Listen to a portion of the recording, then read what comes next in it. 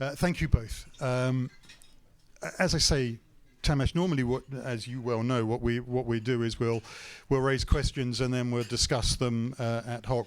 Given Zsófi's particular expertise, we're going to alternate things, and that means that there may be we're going to be jumping around between topics. But I'll start with you, if I may, Tamás. Sure.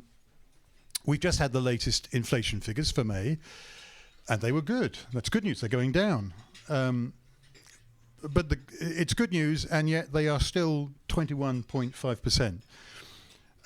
So I guess my question to you, and this will be the easiest and shortest question today, so buckle up. My question to you is why do we think inflation has been so particularly and stubbornly high here in Hungary, since we're all doing business here? And do you think that perhaps we have finally turned a corner? The April to May was the quickest or the biggest drop that we've had. So why high? Is this the corner? And where do you think we're going with inflation this year? Thank you very much, Robin. So I believe we turned the corner, indeed. So in the first couple of months, what we had is a 0.2% decrease of the inflation, which was clearly not giving us the hope that we will travel to the direction that was set many times by the government, that for the whole year we will have one-digit inflation, which is still, I think, a very big challenge for the Hungarian economy. And it is also true that the Hungarian inflation is clearly on the highest level in comparison with our peers, and in comparison with Western Europe, definitely. So what we saw is that Western European inflation was going around 6-7%. Peer inflation for the Eastern European countries slightly higher, 10-15%, and then add 10% more, and we have the Hungarian inflation. I think there are many factors contributing to that. Those factors are some of them are international, some of them are Hungarian rooted. I think the biggest one is probably the price stops that I would say. So that was a measure that did not contribute positively for the inflation, because the price of everything else that was not stopped was increasing more significantly in comparison to other states. So I believe that from this 21% that we have right now, we're still going to see significant decrease. Whether we will get to 10 is a big question. Probably not. Does that mean, this sounds like a political question, it's not, but it's a question that talks to politics, so it is. So was price stop a failure? Did it make things worse? Or was it something that was worth trying, and when it was clear that it wasn't working, they perhaps should have moved away from earlier? Indeed, this sounds like a loaded question, Robin. So let me comment it from. I think it was a good idea at the time, but when you could see signs that it's not fulfilling its purpose, like I think it was very clearly visible in case of fuel. So when we started to see the lines at filling stations, the cap was abolished, which I believe was a positive sign. And what happened beforehand was not normal. So clearly the consumption of fuel was out of the roof, not as a coincidence, but as a consequence of the price cap. So I would have drawn consequences of the signs earlier, or so we even have them today. So I think it would be a good time to consider changing that. Diplomatically done, thank you. Tamás, Zsófi, you said to me when we greeted each other this morning that you may not be able to stop yourself speaking. Is there anything you would like to add to that? Happy to, and that not getting political, obviously, but there are, I think, factors in the way of the inflation, how we see it, that are semi-political or unique to Hungary, and there are internationals as well, like energy prices, and we'll anyway talk about energy is obviously an international thing. How we are handling it is the Hungarian way of handling it, and it actually resonates well with the price caps and everything.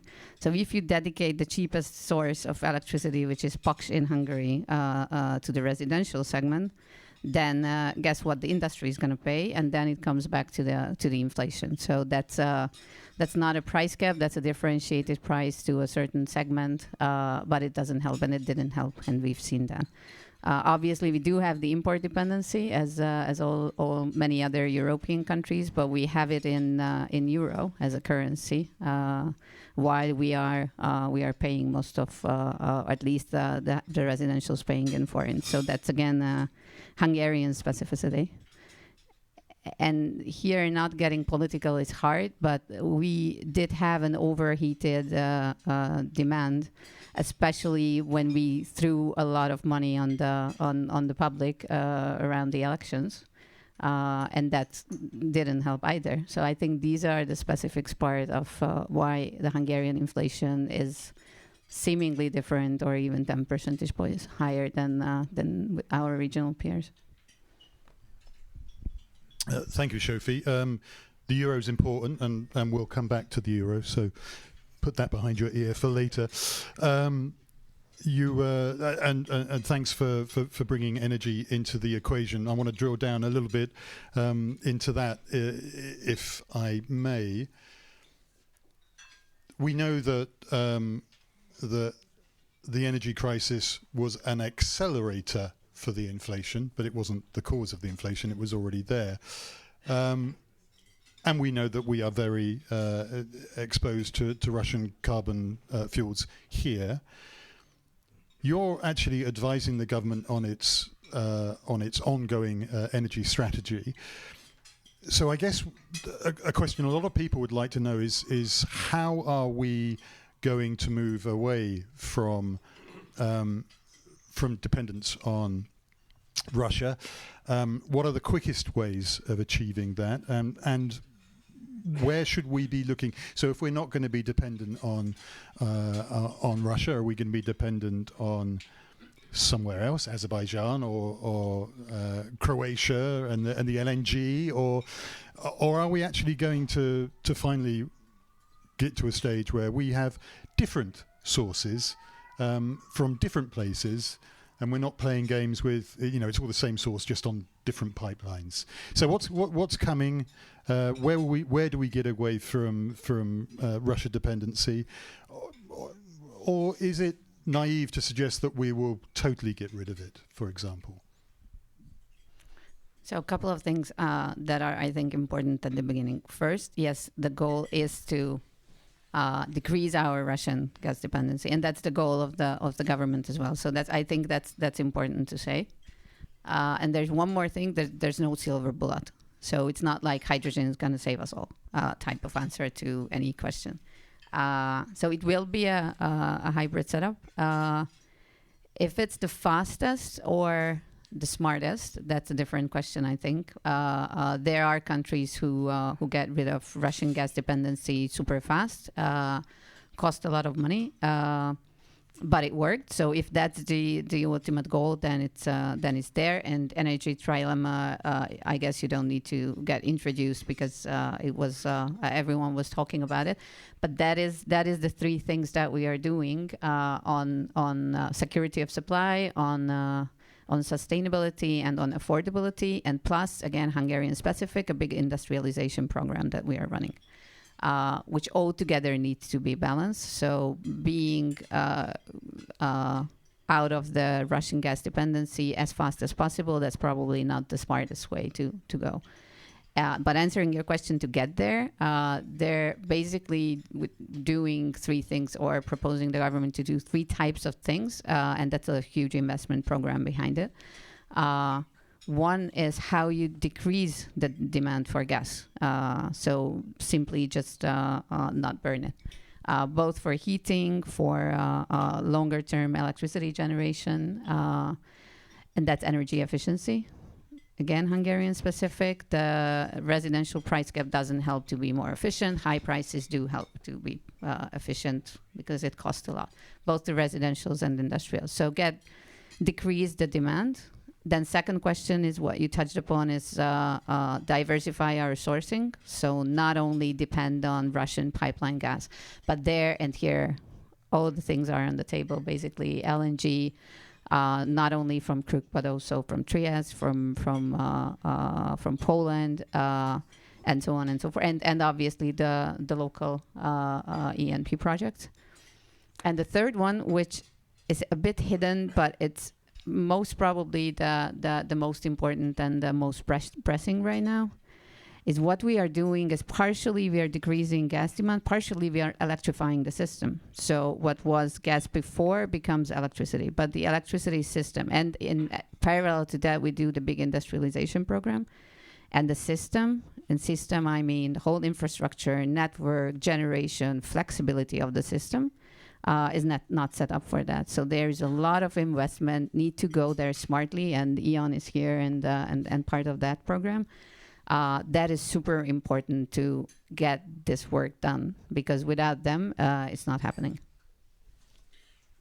And I guess there's also an issue around, it's fine to have all these solar panels. That sounds dismissive, and I don't mean it to be. It's a great idea to have all these solar panels on rooftops. And it's a great idea to have solar panels. I know Dale thinks it's a very bad idea to have them on the ground, and that we should have them on rooftops wherever possible. But you need to connect those into the grid, and that's a piece of the work that needs to be addressed, isn't it? How you throw money at the connections and balancing at the same time. Yeah, it's partially the network. So how you connect them, more the balancing. I mean, can you imagine that? Like now we're discussing by 2030, 12 gigawatts of solar to come on the grid, both on household PV and the big ones. Currently, we are 4.5ish. So that is huge. And unfortunately, the sun is not shining during the night. But we do have a lot of base load, a lot of IG companies, a lot of factories. We have a lot of base load demand in the system still. POX is great for that for the time being.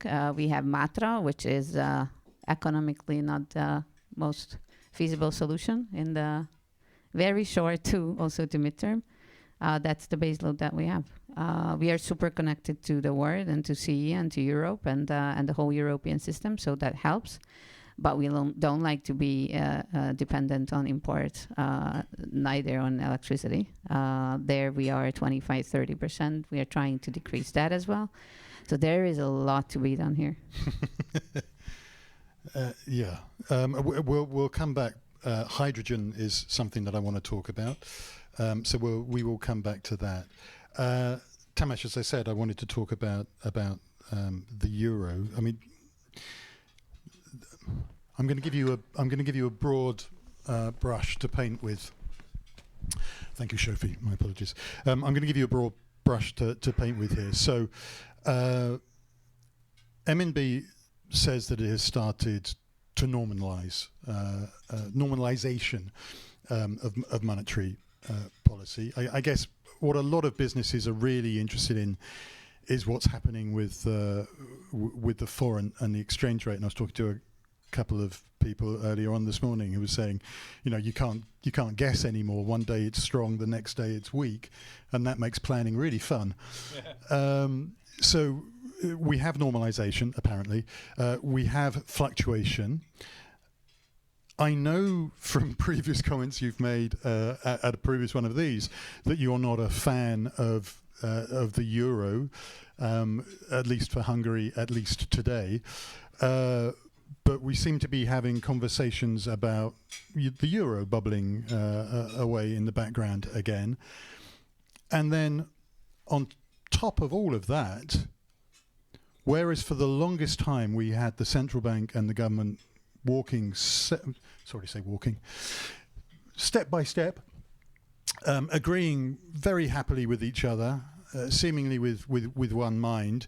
There seems to be a little bit more tension there now. We have Martin Nagy making these comments about what if we can't get back to 3% inflation, maybe we should change the target, which does seem like a very politician's answer. If you can't make the math work, change the equation.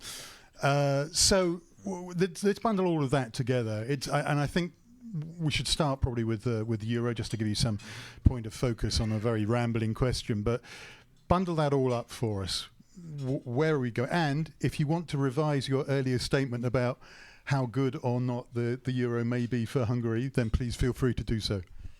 Thank you very much, Robin. No, that's my view, and I'm sticking to it. So I think it is very interesting to see the development of the exchange rate vis-à-vis the euro, and not just the Hungarian forint's fluctuation against the euro, but also looking at the regional currencies that we have, and what we see is that we have the Czech Republic and the crown strengthening against the euro. We have the Hungarian forint, which was incredibly going down against the euro, and then we have in the middle the Polish zloty, which was going down, but not as much. And then now we see a convergence these days coming towards the same level. But still, we have these orders. So Hungarian forint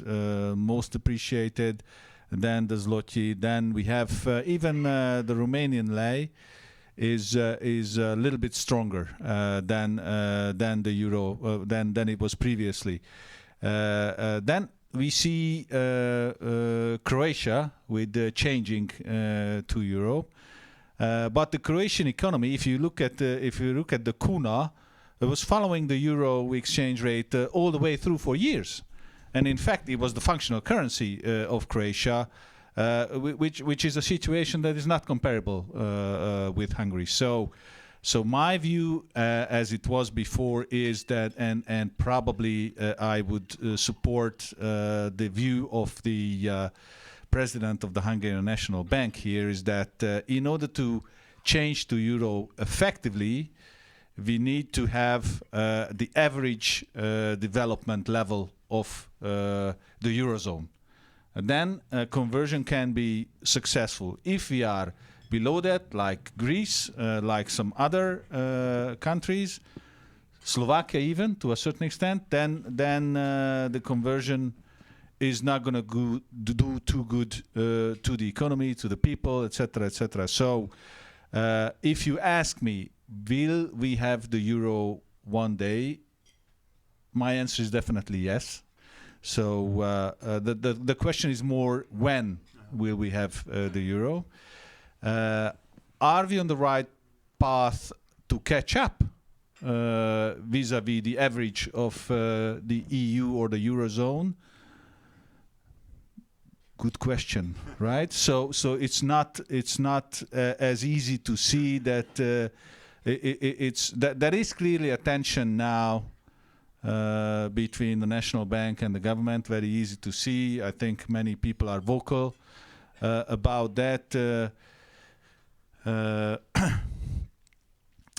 saying that there are certain things that we should be more careful with when it comes to planning the future, and there are many factors influencing that.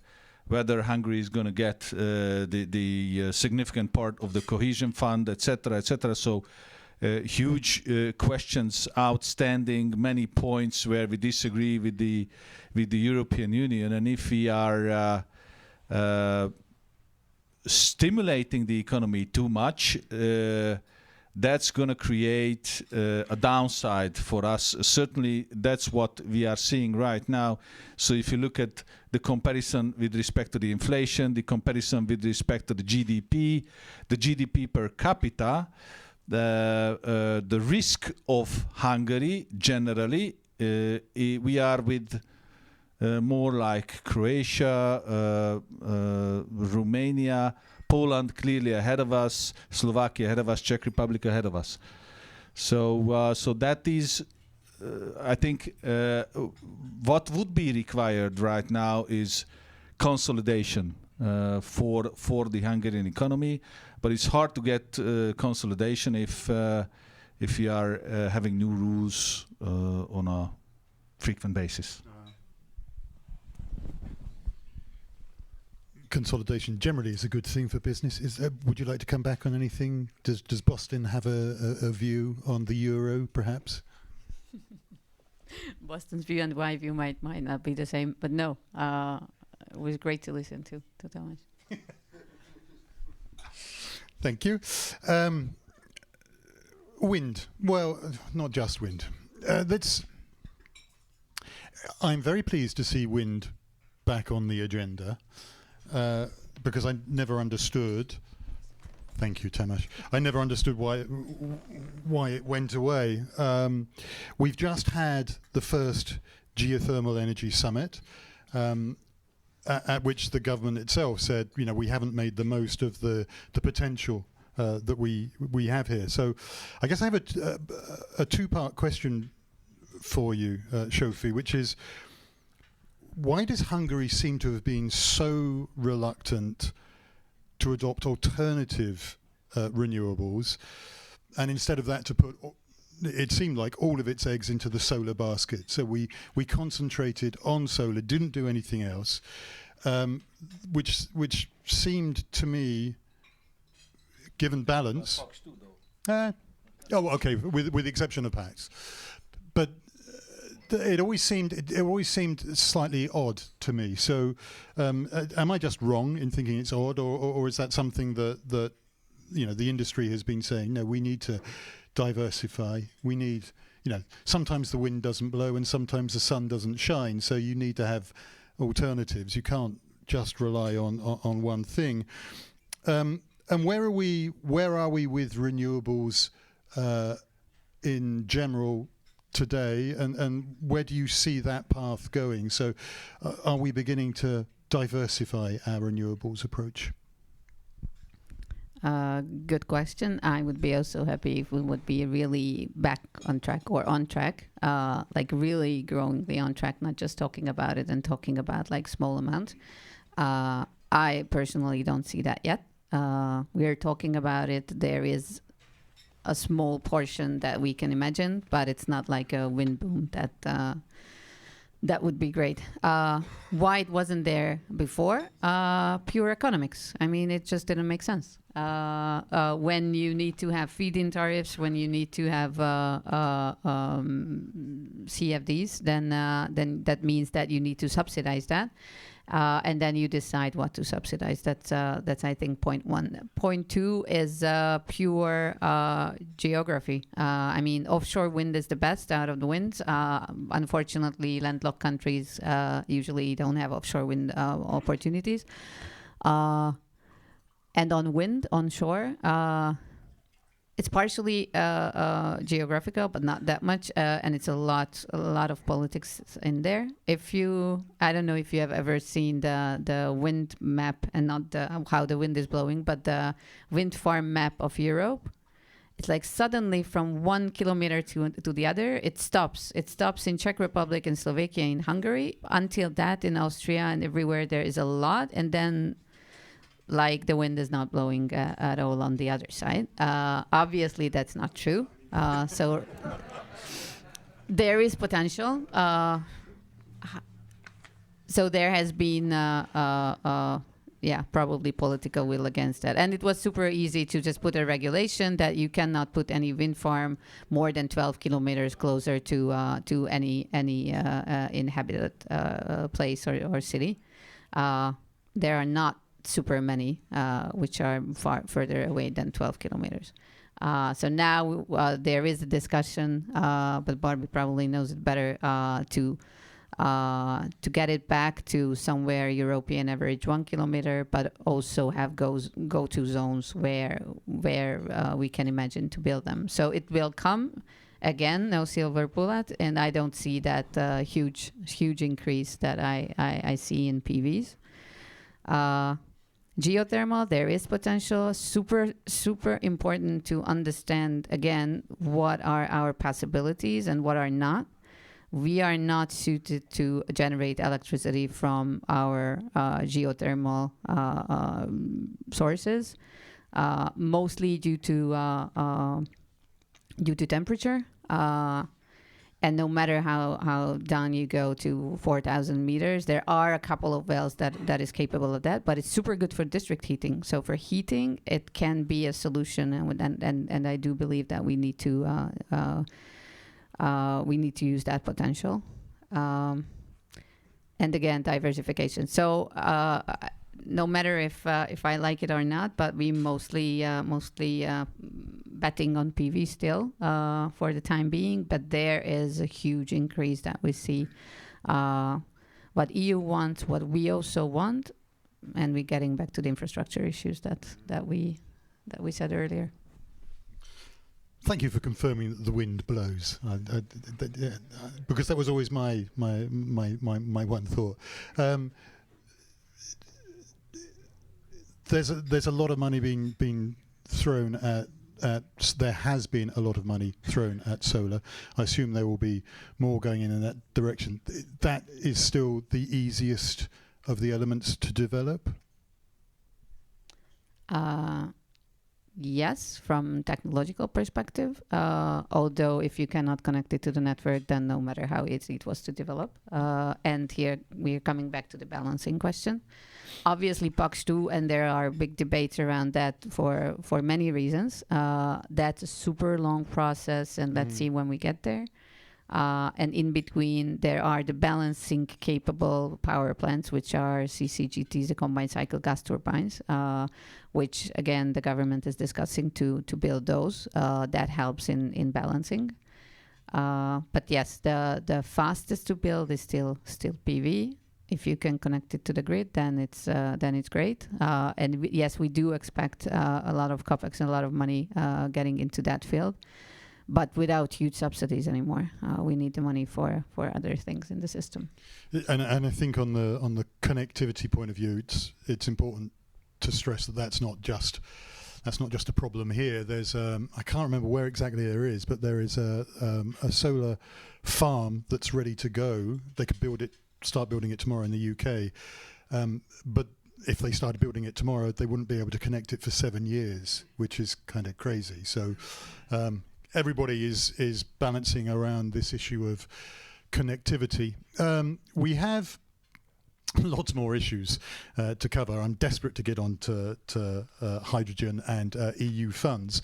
But we also like to give you the opportunity to throw some questions from the floor. So is there anyone who has something they would desperately like to ask expert witnesses?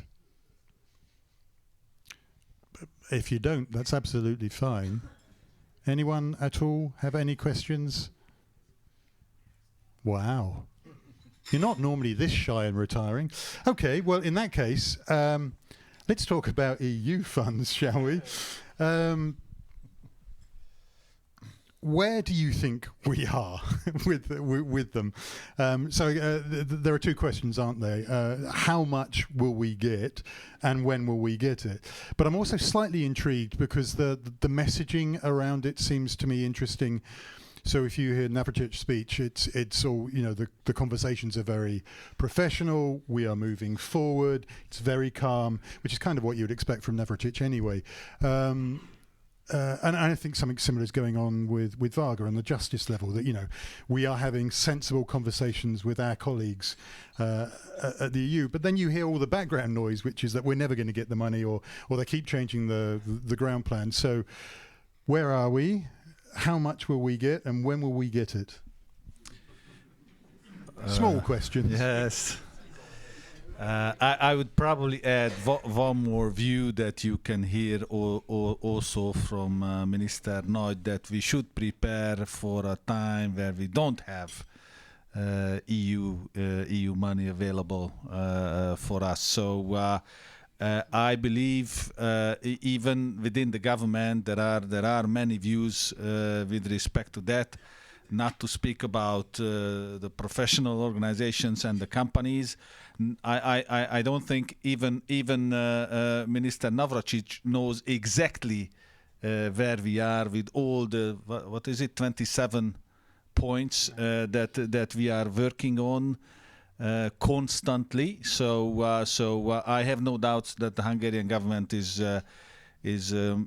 negotiating on those points relentlessly and trying to comply with the EU's requirement, which seem to change from time to time. So when you get to a milestone, there is a new milestone coming in.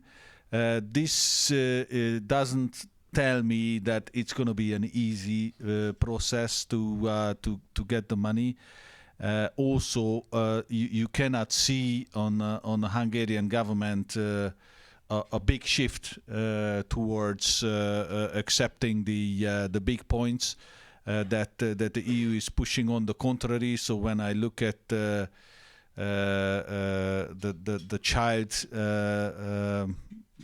how you say, gyermekvédelmi törvény, child Protection Act, when you look at the migration question, it doesn't seem like we are getting closer to the EU's view. Not saying though that the EU's view is the right view, right? So, for example, on the migration, I believe that what the Hungarian government is doing these days is much better than what the rest of the EU is doing, really focusing on the people.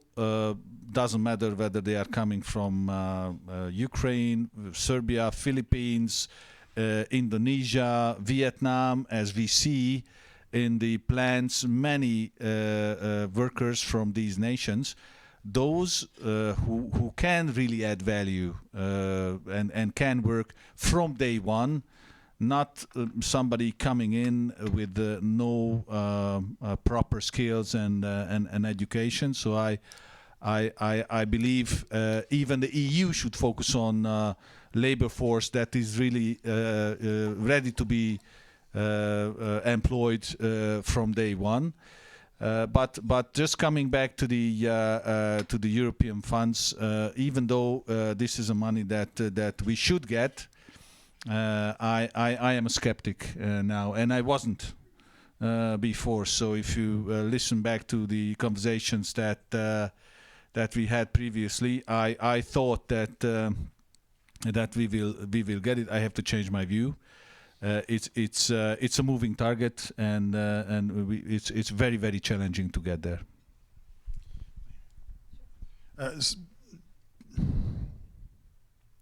Do you have any gut sense for what percentage of it we'll get, or is that too much of a moving target to even get that? It's too much. It's no. There is nobody who could answer that question. Probably not even in the EU. And just one thing to that, because like part of it, especially Recovery Resilience Fund, is going to energy. not having a view on when and how much we got it. But I think there is one more super important element to that. The later we get it, the harder to spend it. So that's one thing when they decide. The other thing is how much. But the third thing, if we actually can spend it the way we need to spend it, having all the policies in place that EU is having, irrespective of it's Hungary or other countries, versus like IRA, which is in the US is handling it super differently and way more freely policy-wise than the EU does. So we'll have an issue even if the decision is there and the number is there to spend it in time. Okay, can I comment on that? So I fully agree with that. The Hungary is very good in spending the money.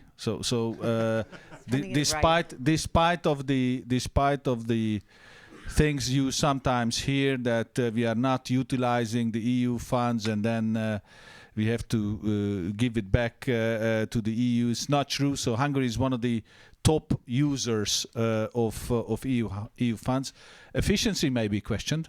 So whether we use it the right way or whether there is a more efficient way of using that, but as Zsófi said, the smaller the window is going to be for us to use, probably I believe we will use it, but the efficiency is going to be going down. Am I right in remembering that in some cases it sounds bizarre as I say it, as I form that sentence in my head, but I'll say it anyway, that Hungary managed to spend more than it got from the EU? Legally, I'm not suggesting anything.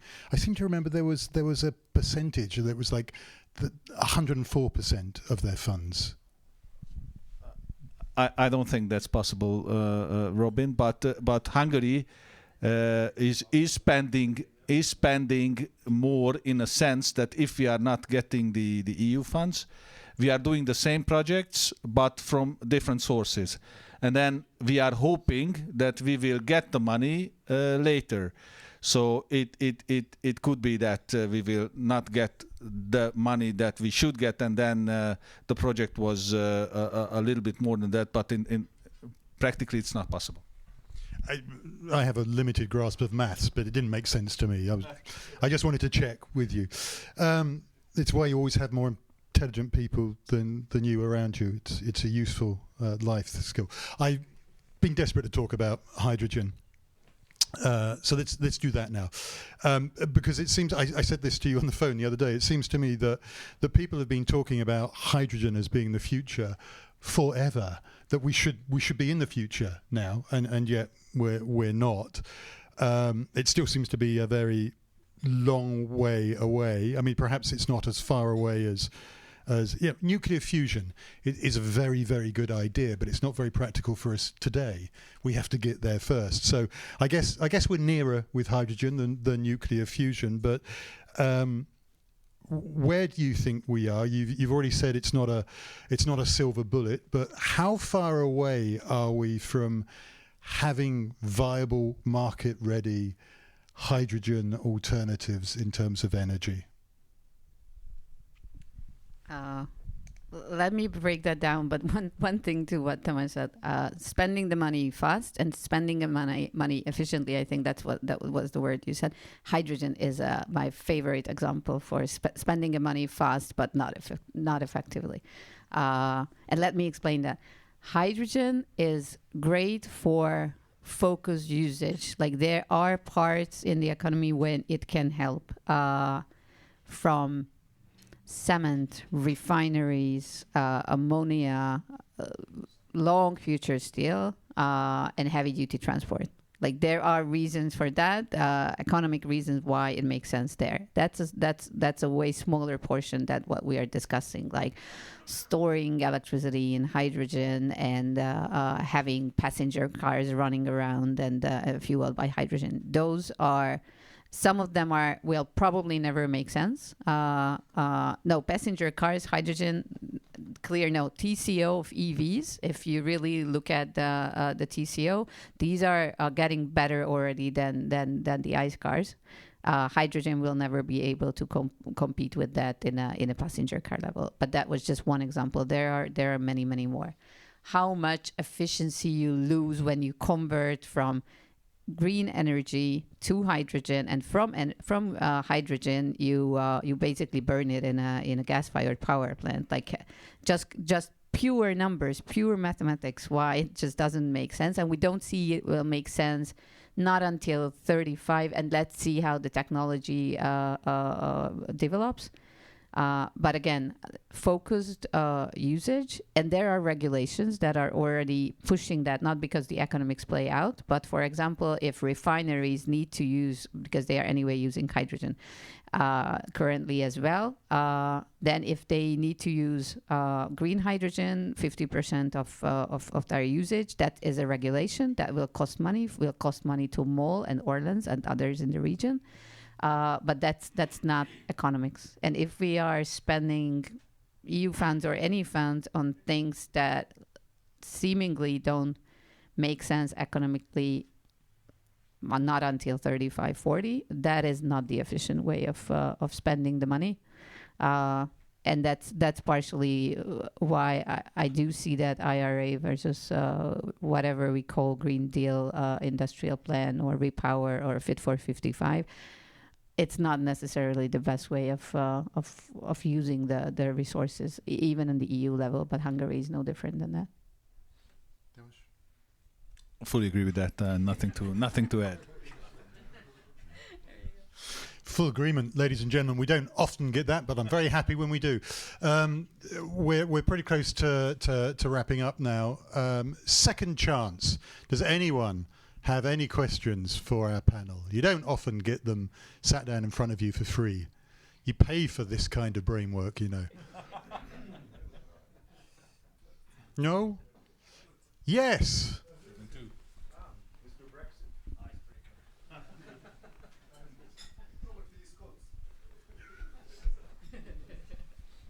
Yeah, Tamás, question goes to you. You mentioned Minister Nagy speaking openly about the times without EU funds.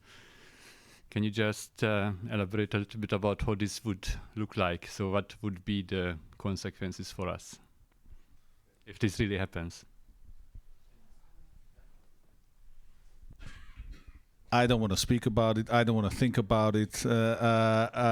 I wholeheartedly disagree with that. So I believe Hungary is in the economic cooperation with the neighboring countries, with the European Union.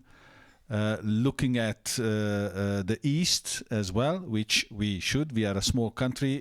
We had to have a good relationship with everybody. I believe that the future of Hungary is in that economic cooperation, and we have to come to terms with the European Union one way or the other. So I don't think that it's a sustainable thought that we are in the EU, but we are not getting the EU funds. I don't think it's sustainable. I believe we need to come to an agreement with them. The sooner the better. There are many factors not helping, like the war. If the war would end, we would have a much easier life, not just the companies, not just you in the room, but everybody, I believe, in the whole world.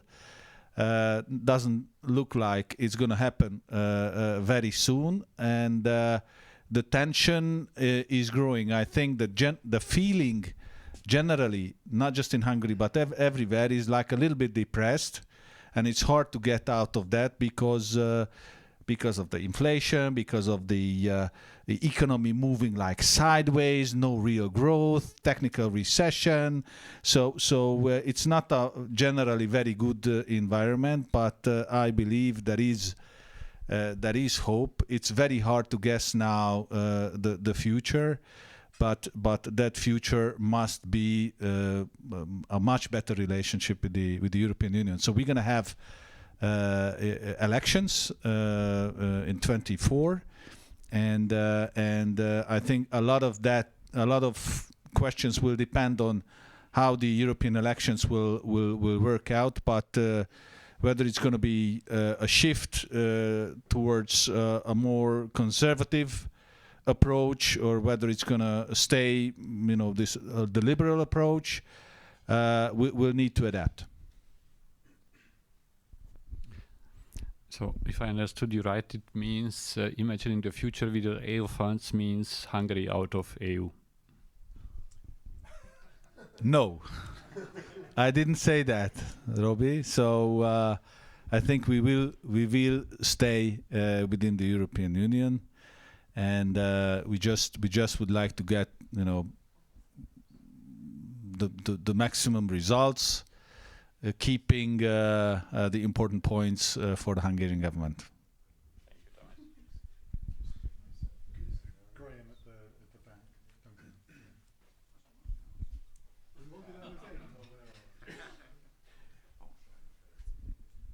Yeah, hello. Just a quick question about the nuclear option in terms of energy. And I was reading an article about the development of pocket nuclear power stations, or these very small units which have a lower capacity and a limited shelf life. Is that something that Hungary would consider as an option going forward, with taking much shorter time to get it up and running and into the grid? Is that on the table, or is it being considered at all?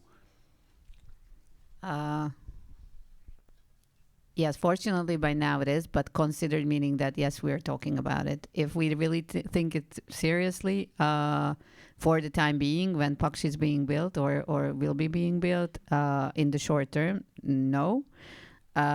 If there are countries already around us in CE who are actually considering it and taking it more seriously, yes, namely Czech Republic, Poland, and Romania.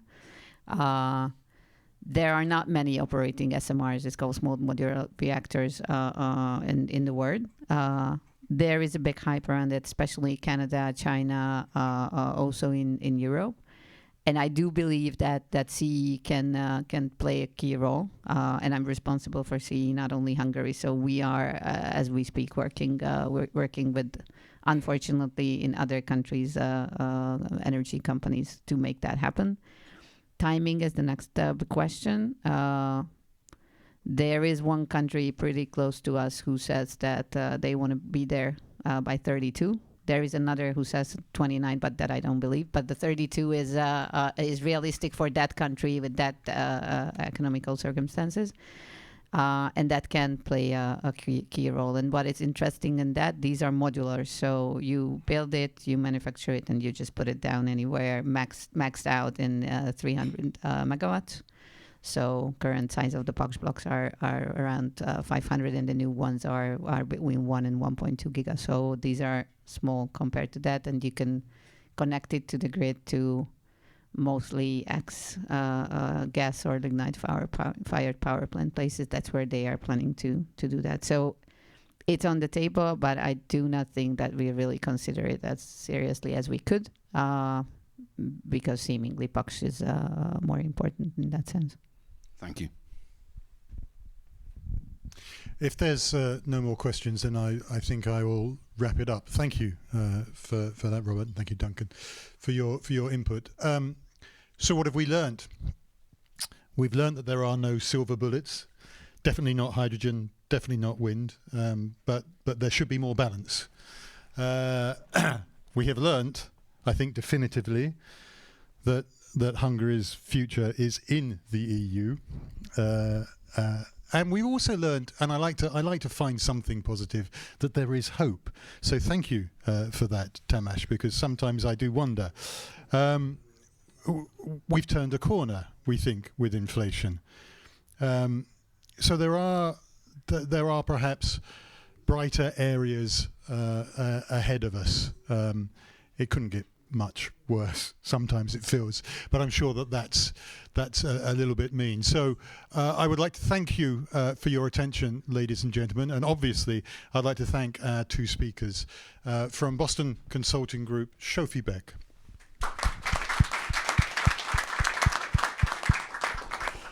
and from PwC, Tamás Lőcsei.